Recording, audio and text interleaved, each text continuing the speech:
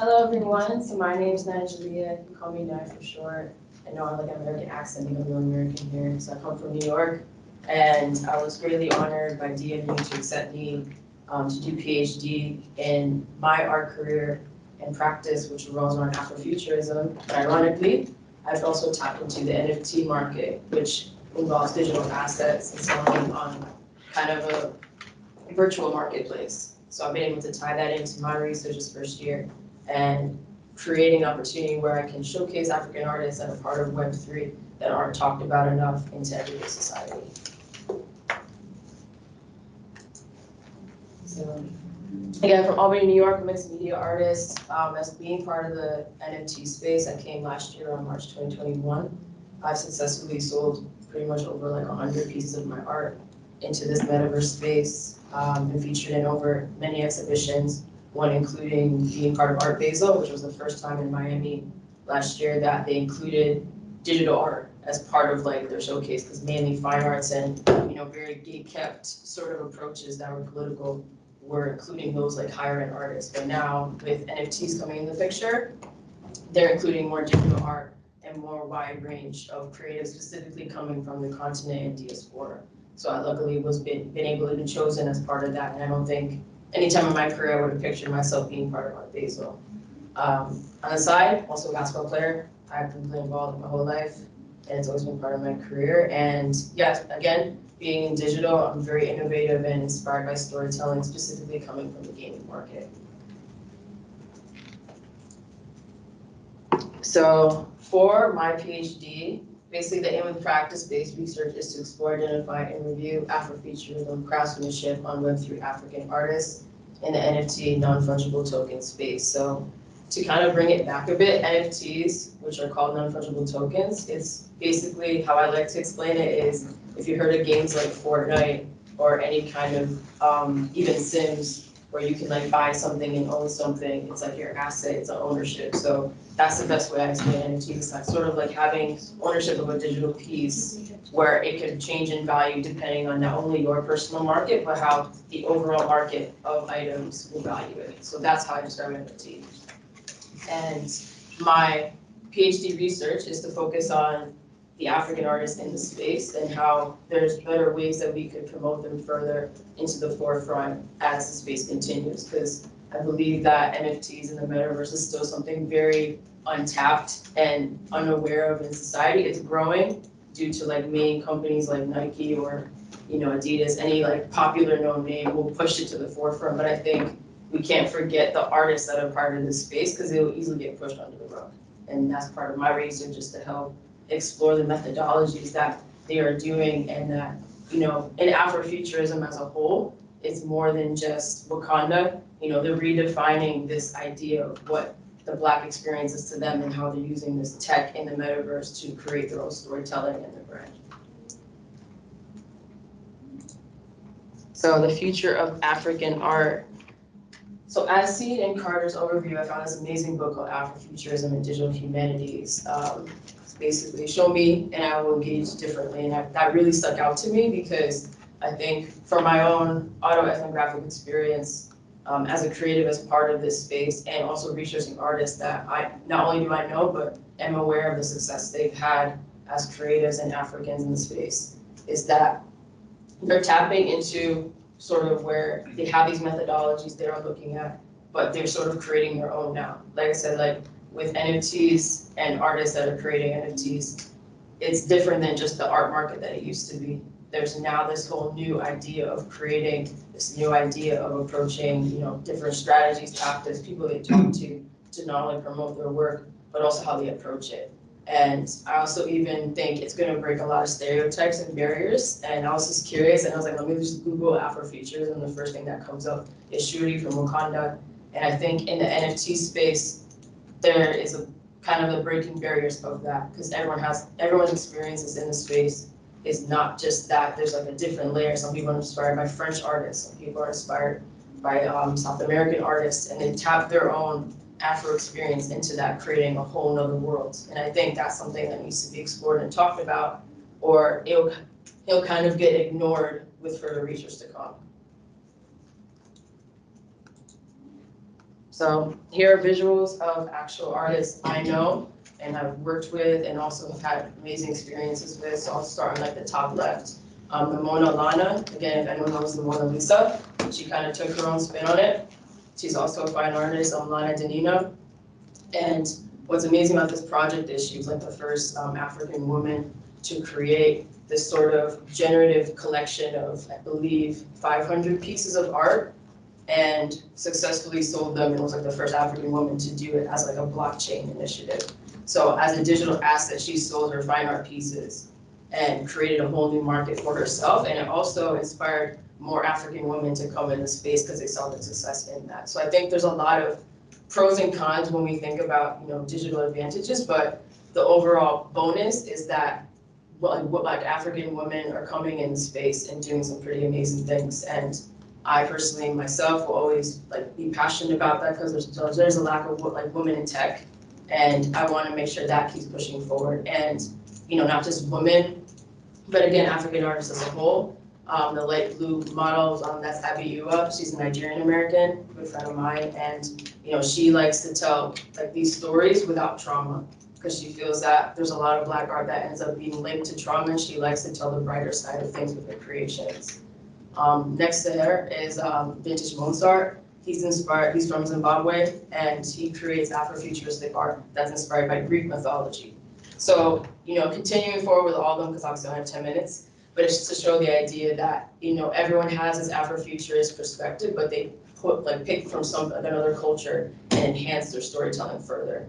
So that's kind of what I'm explaining, how Web3 is kind of changing that initiative of how we showcase African artists and what they bring to the table.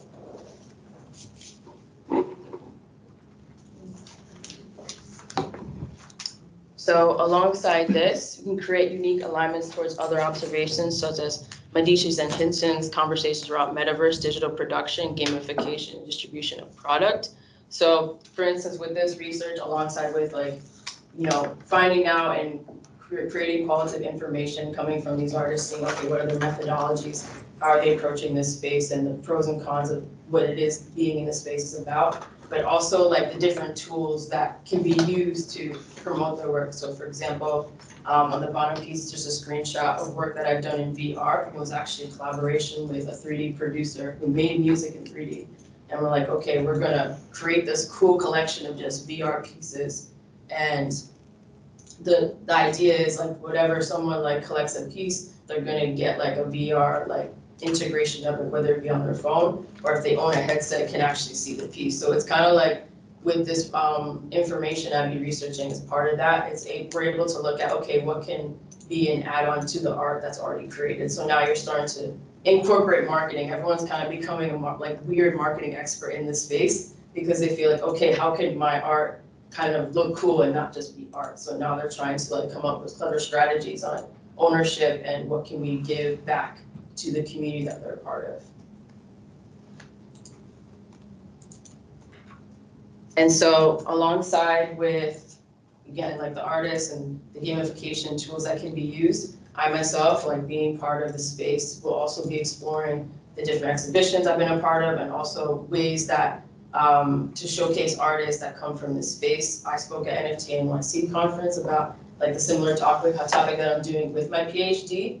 And the idea is to just see where it's possible to push artists further, even just getting creative with it. So right now, actually this week, I'm speaking with Nanyang Contemporary Gallery, so like the big pretty much gallery, one of their curators, and I want to try to get a really cool like Generation Africa exhibition where we showcase all these digital artists and try to find a way to integrate it more into the fine art world, because it's still something that is like still kind of like a barrier, but it's slowly starting to integrate into everyday society. And I hope like with my research and elevating the artists that are part of space, I'll be able to create a curation that'll successfully promote that. So African artists versus corporations. So again, now that the space is about 2 years in, so it's like last year, that's kind of when like the boom started, when an artist named Beeple sold his like asset for like a couple million, and everyone's like, oh, these are worth money now. So everyone was jumping in. And now this year, you have corporations coming in, so there's like in the image slightly dimmed, is a famous project called Bored Ape Yacht Club. That's like kind of one of the main visuals that people have seen when they think of NFTs. And you also have like World of Women, again, Nike, Adidas, so all the people with like lots and lots of money are coming in. And it's like, okay, what does that mean for the artists that are already in the space? Will they lose value? Will they struggle to even sell? Because now, again, everyday society was used to like buying into these products that have trust. How do people now coming in would want to still invest in artists versus the corporations? And so I believe it's to continue to be resilient to like the pressures of the space. What's happened in NFTs has actually been a lot of acts that I would be like talking about with my research, acts of racism, prejudice, and other like kind of barrier conversations that come from the outside world. Because again, even though this space has so many opportunities, humans will always be humans. And you know, they're not robotic behind the screen, there's still gonna be people.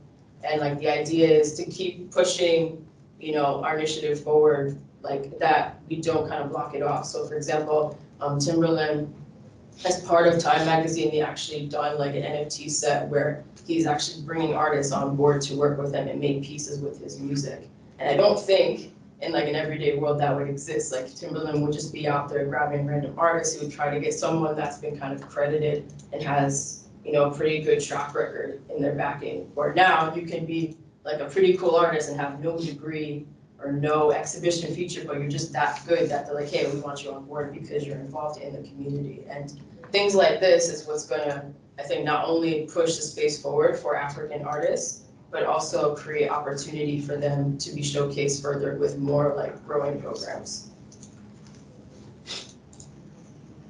And so I'll finish off with kind of like questions I'm asking myself as part of this process, and you know, being in my first year, now going into my second year, what I'm thinking to do this year, how can we improve long-lasting artist reach and development for African artists in the space?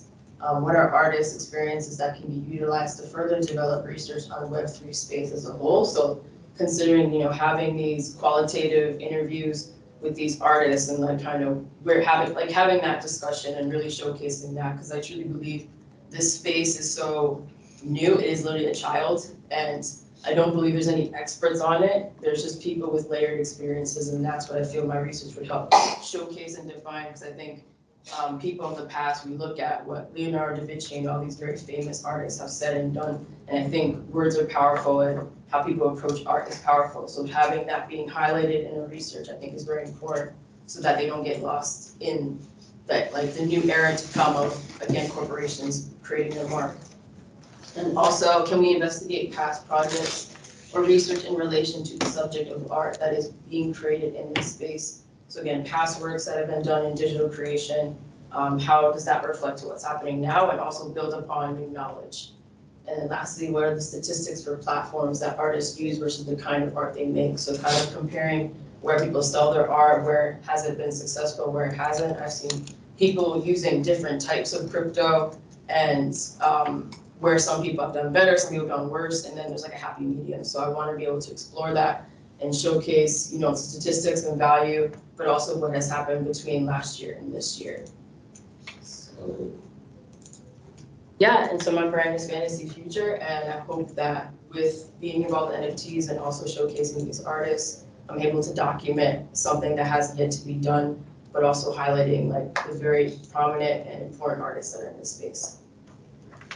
Thank you.